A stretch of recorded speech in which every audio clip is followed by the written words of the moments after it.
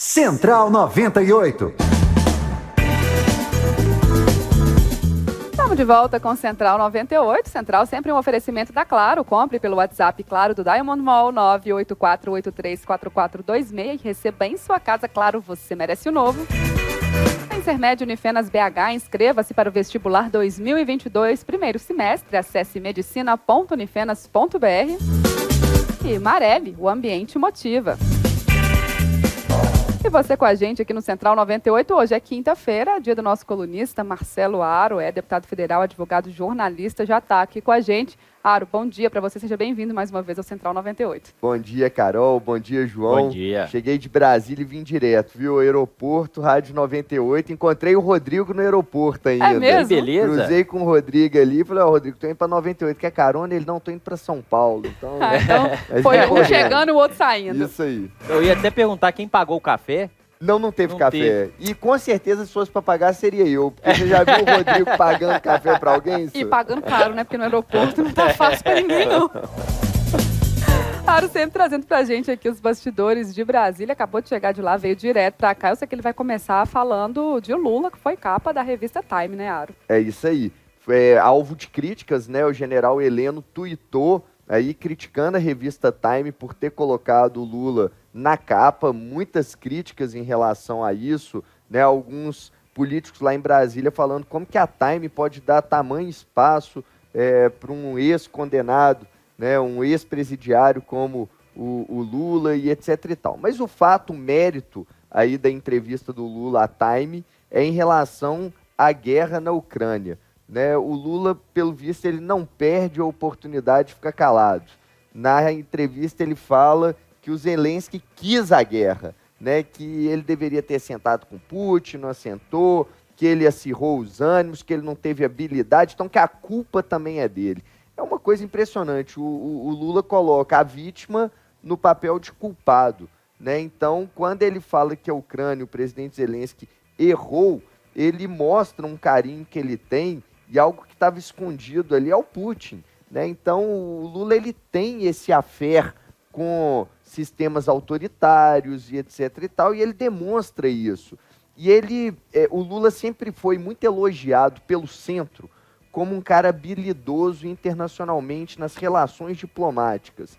Quando ele dá uma declaração dessa contra o Zelensky, ele deixa de lado o princípio básico da diplomacia internacional, que é de não agressão. Quando ele começa a falar que é um bom comediante, né, de maneira irônica, ao presidente da Ucrânia e tudo, ele deixa de lado essa relação diplomática, aquilo que ele sempre foi elogiado.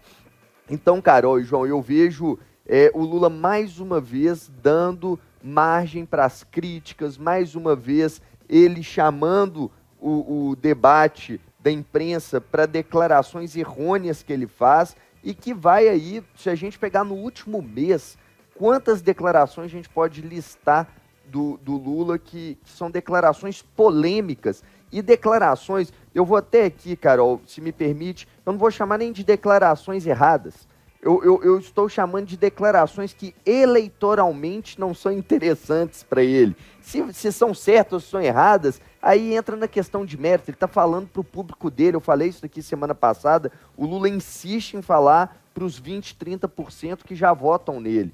Então foi a declaração dessa semana em relação ao presidente da Ucrânia. Na semana passada ele fala que o Bolsonaro não gosta de gente, gosta de policial. Ele chama para ele, gente, tudo que o Bolsonaro quer é a luta, é a eleição entre o ladrão e o policial. Você está de que lado? Do ladrão ou do policial? Então, olha, declaração do presidente da Ucrânia, declaração do que não gosta de gente, gosta de policial, que a guerra da Ucrânia tem que resolver com uma bebida, né, tomando uma cerveja, que a classe média ostenta um padrão de vida que não deveria, que a elite é escravista, ou a favor do aborto. É uma série de declarações que jogam contra ele. Agora, o Aro, essa questão do policial, por exemplo, teve até um pedido de desculpas, né? Eu fico imaginando, assim, dos bastidores, você que está aí analisando sempre esses bastidores, deve dar até um certo desespero na equipe que está ali pensando eleitoralmente, falar, gente, por que foi falado isso? Agora a gente vai ter que pensar uma estratégia para reverter, porque existe essa estratégia eleitoral realmente, né? Qual que é o momento de falar, por que eu vou tocar nesse assunto, sendo que isso pode afastar eleitores, mas para o eleitor, isso é de certa forma positivo, porque a gente também está conhecendo a verdade, a gente não fica somente ali vendo qual seria a estratégia, para depois, né, de eleito, se eleito, a gente falar, era isso então que pensava e não foi colocado. A gente pode, como eleitor, aproveitar essa, entre aspas, aí, sinceridade para avaliar aquilo que a gente quer? Claro, para o eleitor o sincericídio é o melhor caminho. Isso é muito bom para as pessoas de fato conhecerem quem é o Lula e o que ele prega e o que ele defende. Não aquele Lula que o marketing político apresenta no horário eleitoral gratuito, né? Mas o Lula, de fato, como ele pensa, como ele age. E aí, Carol, é muito importante falar... E eu vejo isso para os dois lados, Sim, tá? Isso, claro. E nós sempre falamos aqui, né? O sincericídio dos dois lados, que é uma coisa impressionante. Mas falando de bastidores, lá em Brasília, Carol, o pessoal do PT, da cúpula, o pessoal sensato do PT, está desesperado. Eles chegaram a falar uma época de eleição no primeiro turno, Lula ganhar no primeiro turno, já jogaram a toalha de eleição de primeiro turno, já falam que vai ser uma eleição acirrada, mas alguns integrantes do PT, ali, da cúpula da campanha do Lula, já começam a cogitar a possibilidade do Bolsonaro passar o Lula. Inclusive o Arthur Lira deu uma entrevista ontem para o Valor Econômico, se não me engano, falando que, na opinião dele, o Bolsonaro passa o Lula até o final de maio, ou começo ali de junho, no máximo, o Bolsonaro já passa o Lula. E é esse, João, o sentimento dos bastidores da política em Brasília. Lula caindo, Bolsonaro aumentando a sua votação. Sobretudo por causa desse sincericídio aí do Lula. Aí eu vou lembrar aqui o que eu falei semana passada com o Paulo Leite, né, que é a famosa frase de Napoleão Bonaparte, é o que está imperando na campanha de Bolsonaro. Quando seu inimigo estiver errando, não o interrompa. O Lula está errando. E mais do que isso, a situação ali é muito delicada, porque o PT, o movimento de esquerda depende do Lula, porque sem o Lula eles não elegem os deputados, eles não têm expectativa de poder. E ao mesmo tempo, então, como eles dependem do Lula, o que o Lula faz, eles têm que aceitar, eles não têm, ninguém está acima do Lula. O Lula é a campanha, e já há quem fale que o Lula está arrependido, viu, Carol? E eu acredito que o Lula, de fato, esteja arrependido. Eu conversei com um amigo do Lula essa semana, que ele falou, ó, eu sinto que o Lula está arrependido, por quê? Aí eu perguntei, né, por quê? Ele falou, olha, está arrependido por uma questão muito básica. O Lula foi um ex-presidente da República que saiu por cima, todo mundo fala bem dele. Você imagina se o Lula agora perde a eleição para o Bolsonaro? Vai ficar desmoralizado. Ele não precisava, nessa etapa da vida, passar por isso. Então, eu também acredito que o Lula, de fato, tem hora que ele deve dormir e falar assim, mas o que eu fui me meter, por que eu voltei para esse olho do furacão? E ele está sendo bombardeado, como a Carol falou, de falar uma coisa num dia e no outro dia pedir desculpa. Mas o pedido de desculpas, Carol, o estrago já está feito. Quando o Lula fala que o Bolsonaro não gosta de gente, gosta de policial, ele pode pedir a desculpa que for no outro dia, a frase está dita, e está ali o vídeo, né, com ele falando, e isso vai voltar. Eu sinto que a base do Bolsonaro, a equipe do Bolsonaro, vai levar para uma eleição do que eu estou falando. É o ladrão contra o policial. Quem que você quer votar, no ladrão ou no policial? E o Lula fomenta, dá munição para esse discurso. Ô, Aro, eu ia até falar sobre isso. Talvez esse arrependimento já mostra aí com esse pedido de desculpa. E outro fato, né, que demonstra, né, essa situação de uma eleição acirrada, as últimas pesquisas, né, que fazem um recorte de momento, quem acredita, quem não acredita em pesquisa, mas elas mostram ali o retrato do momento, já mostram uma subida do Bolsonaro e ali ficando mais próximo do Lula. Agora, pegando por esse fato, né, desse, vamos chamar de sincericídio do Lula e também do Bolsonaro, a terceira via não cresce com essas falas, essas polêmicas? Você sempre fala que não esqueçam, né? Eu lembro na semana passada, você falou, gente, esqueçam a terceira via, não dá tempo. Será que não? Eu saí de férias, voltei de férias. Aconteceu alguma coisa, Aro? Aconteceu, Carol. Nós falamos aqui várias vezes dessa terceira via. João, só antes aí, uma coisa importante que você está falando. Na última pesquisa saiu em São Paulo o Bolsonaro já empatando com o Lula 39-39. Bastidores, tá? Essa semana eu tive acesso a uma pesquisa interna do governo de São Paulo, do governador Rodrigo Garcia, e nessa pesquisa interna que eu tive acesso, o Bolsonaro em São Paulo já passou o Lula. Pouca coisa, mas já passou. Isso é algo muito relevante. E porque São Paulo também é um dos maiores, se não é o maior, maior colégio eleitoral. Então, assim, nós estamos falando que, pegando aí uma boa parte da população brasileira reside em São Paulo, então é algo realmente para a gente tomar cuidado e começar a analisar com um critério maior. E foi o que o Arthur Lira, presidente da Câmara, falou.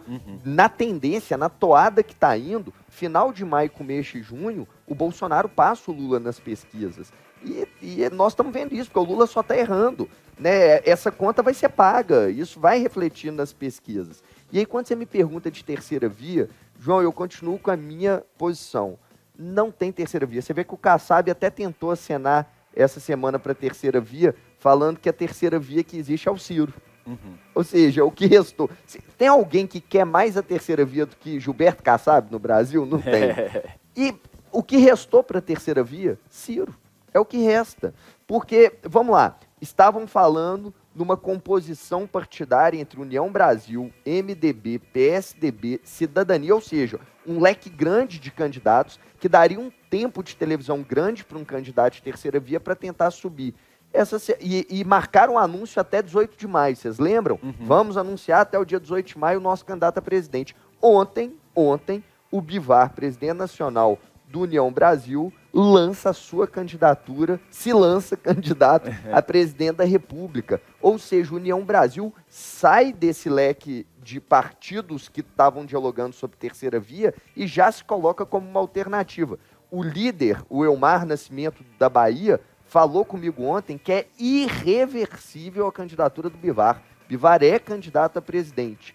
Então, o que resta para os partidos ali que estavam dialogando? PSDB e MDB. Só que a Simone Tebet já falou que não deixa a cabeça da chapa e o João Dória também não. Então tá fácil de resolver. Então os dois querem ser candidato a presidente, nenhum quer ceder.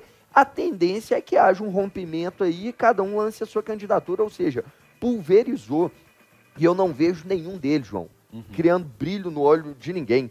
Quando eu converso, eu sento na mesa do bar com os meus amigos, no restaurante ou na minha casa para conversar com eles, entusiastas de uma terceira via. Aliás, não é entusiasta de uma terceira via, são pessoas que não querem nem Lula nem Bolsonaro. Eu pergunto para eles, e votar em quem? Eles olham para um lado, olham para o outro e não tem a resposta. E aí vai obrigá-los a definir ou por Lula ou por Bolsonaro. Você fala uma questão que eu concordo plenamente da perda do tempo, né? Perdeu o tempo a terceira via. A gente vê mais confusão do que um acerto entre essas partes. A gente lembra aí o Eduardo Leite, que estava ali com a briga com o João Dória, e aí... Do PSDB. Do PSDB, e aí se lançou, aí teve as prévias que o Dória ganhou, e aí na semana passada ou retrasada, ele falando, tirando o nome dele da jogada, justamente depois que a Simone Tebet falou que ela quer ser cabeça de chapa e não aceita ser vice dele. Então eu vejo isso também. Acredito que também não há mais tempo, né? Acabou, esse tempo passou, e uma pena, né, que a gente poderia ter 3 nomes aí fortes, que seria melhor para a população. Eduardo Leite errou de não ir para o PSD. No PSD ele teria legenda para ser o candidato da terceira via, ele errou. O Moro, gente, ele é o erro humano, né? Politicamente ele só erra, ele não consegue fazer outra coisa a não ser errar. Ele poderia ser a terceira via. Conseguiu a proeza de deixar o Podemos, que tinha dado legenda para ele, ir para a União Brasil, onde ele foi rifado. Então, assim, você vê que os possíveis candidatos que brilhavam o olho da terceira via colocaram os pés pelas mãos. E aí, mais um bastidor aqui para a Central 98. Essa semana, lá em Brasília, eu tive uma reunião com o pessoal de São Paulo e foi nessa reunião que eu tive acesso à pesquisa do Rodrigo Garcia, do PSDB lá de São Paulo, e que vi que o Bolsonaro tinha passado o Lula. E nessa conversa com eles, alguns já falando o seguinte, que o Dória já sabe que não ganha para presidente. Aí você fala, claro, não, para o Dória nada é claro. O Dória achava que ia ganhar a eleição para presidente, mas que o Dória já entendeu que ele não ganha e que agora de marketing, etc., para recuperar a imagem dele que está muito manchada. Ou seja, uma candidatura sabendo que vai perder, mas tentando dar um ar mais leve para ele recuperar a imagem dele. Ou seja, é a terceira via jogando a toalha. Eu já tenho falado isso há muito tempo, perdeu o time. A terceira via tinha que ter sido ano passado, né? Tinha que ter reunido, tinha que ter lançado um nome que tivesse um apelo popular, não tiveram competência para isso. Então, João, na minha opinião, repito o que tenho falado aqui semanalmente, o eleitor terá que escolher Lula ou Bolsonaro. Eu não consigo ver alternativa para presidente fora dessas duas candidaturas. E vamos falar também aí da novela Daniel Silveira. Sempre um novo capítulo, né, Aro? Vai ter nova temporada? Como é que vai ser isso? Ele virou artista lá, né, Carol? Ele anda na Câmara dos Deputados e não consegue andar. Todo mundo quer tirar foto. É um trem de louco, né? Mas, enfim, literalmente um trem de louco. Mas o fato é, Alexandre Moraes, na terça-feira, decide que o Daniel Silveira terá que pagar uma multa de R$405 mil por descumprimento das ordens judiciais. Qual o descumprimento? Ele não está usando tornozeleira eletrônica, ele estava proibido de ir em eventos públicos, ele está indo em eventos públicos do Bolsonaro, do PTB, partido dele. Enfim, de fato, o Daniel Silveira rejeitou as decisões, né, não aceitou as decisões judiciais, embasado no indulto presidencial que deu para ele ali, né, a graça de não ter que pagar a pena pelos atos cometidos. Foi outra polêmica, né? Polêmica. E aí, terça teve um novo episódio, porque quando o Alexandre Moraes coloca a multa de R$405 mil, ele manda bloquear o salário, ele intima o presidente da Câmara, falando para bloquear algo em torno de 25%, 30% do salário, manda bloquear as contas do Daniel Silveira. Os bolsonaristas já começam a fazer campanha para arrecadar dinheiro para pagar Vaquinha. a multa. Vaquinha. E na quarta-feira, ontem, Carol, foi uma oficial de justiça na Câmara dos Deputados, atrás do Daniel Silveira, foi no gabinete dele, não achou ele, mas conseguiu achar ele ali no corredor das comissões, perto da CCJ, por ali, intima ele, né, leva a intimação do STF, sabe o que ele fala?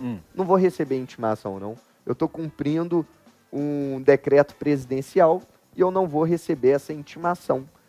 E a intimação falava que ele tinha que devolver a tornozeleira eletrônica, que desde o dia 17, se eu não me engano, não dá sinais para o sistema prisional lá do DF. Enfim, mandando ele trocar a tornozeleira eletrônica, ficar de tornozeleira eletrônica e pagar a multa. Ele simplesmente fala, não recebo. Ou seja, o Daniel Silveira tensiona ainda mais essa relação com o STF, o Alexandre Moraes tensiona ainda mais, alguns ministros já chamam o Daniel Silveira de marginal, aquele marginal, né, ao se referir ao Daniel Silveira. Ou seja, o clima entre Daniel Silveira, bolsonarismo, vamos chamar assim, e STF, acirra ainda mais. Quem ganha com isso? Os candidatos a deputados e senadores do bolsonarismo. Óbvio, o que eles mais querem é isso, né? Criou uma máxima entre os bolsonaristas que precisam eleger senadores que queiram combater o STF, que queiram fazer impeachment de ministro do STF. Então, quanto mais acirrado esse clima ficar, melhor é para esses candidatos, maior o discurso do bolsonarismo. Agora, é fácil a gente entender que isso privilegia nesse patamar. Agora, o que a gente pode falar desse reflexo, dessa tensão, por exemplo, para a campanha do Bolsonaro? Ou pelo menos como é que o outro lado vai capitalizar isso e trazer olha, está querendo criar um problema, olha, está ameaçando a democracia. Isso pode ser, de alguma forma, aí, prejudicial para a campanha do Bolsonaro, porque ali, para o deputado, para o senador, a gente sabe como é que funciona, né? Um nicho ali resolve já a questão da eleição. Agora, para o presidente, nem tanto. Olha só, Carol, eu tenho... São duas visões em relação a isso. A primeira, ela é para a pessoa Bolsonaro. Eu acho que esse clima que se criou com o STF é ruim para o Bolsonaro a médio e longo prazo, porque ele vai pagar o pato por isso. Quem conhece o Alexandre Moraes de perto, eu o conheci quando ele ainda era ministro da Justiça do Michel Temer, ele é osso duro de roer, como a gente fala aqui em Minas Gerais, osso duro de roer. Ele não dá o braço a torcer, quando ele bota uma coisa na cabeça, ele vai até o final. E ele é ministro do STF. Então, assim, o Bolsonaro, alguma hora, como pessoa, vai pagar esse pato aí, a médio e longo prazo. Então, não acho que isso é saudável para o Bolsonaro, pensando no futuro. Agora, Carol, eleitoralmente, eu tenho a seguinte visão. Quem no Brasil, qual eleitor que defende o STF? É difícil você achar na rua? Você achar alguém que defende o STF, os ministros, quem que gosta dos ministros do STF? Alguém que defende, os ministros são bons demais e tal. Não, todo mundo tem uma rejeição, seja de um lado, seja do outro. As pessoas não gostam, né, dos ministros do STF em geral. Eu acho que se fizer uma pesquisa hoje, a instituição STF não é uma instituição que tenha o gosto popular, o carinho popular. Então, eu acho que eleitoralmente o Bolsonaro ganha. Eleitoralmente, o discurso contra ministro A, ministro B do STF, isso tem amparo eleitoral, tem pessoas que querem ouvir isso. Então, acho que a curto prazo, eleitoralmente, ele ganha com esse discurso. Essa é uma questão, né, essa questão do STF, e até uma opinião minha que isso é muito acirrado pela forma de escolha dos ministros, né? A gente tem essa escolha que o presidente que indica quem é o ministro, e isso, qualquer decisão, seja favorável ou contra, vai ser politizada. Então, talvez por isso essa rejeição, mas isso é um assunto para um outro momento, que isso aí delonga muita tem vários coisa. erros, João. Você pega, por exemplo, se eu não me engano, o Brasil é o único, ou se não for o único, é um dos pouquíssimos países do mundo onde sessão do STF é filmada e passa ao vivo na televisão. Espetaculariza, né? Então, assim, a gente conhece os 11 ministros. Hoje, se você perguntar para um cidadão os 11 ministros do STF, os 11 jogadores da seleção, é capaz de responder quais são os 11 ministros Verdade. do STF. E não era para ministro do STF ser tão conhecido, ser tão popular. Então, os ministros dão entrevista. Gente, hoje em dia, você liga a TV Globo lá, tem ministro indo na conversa com o Pedro Bial.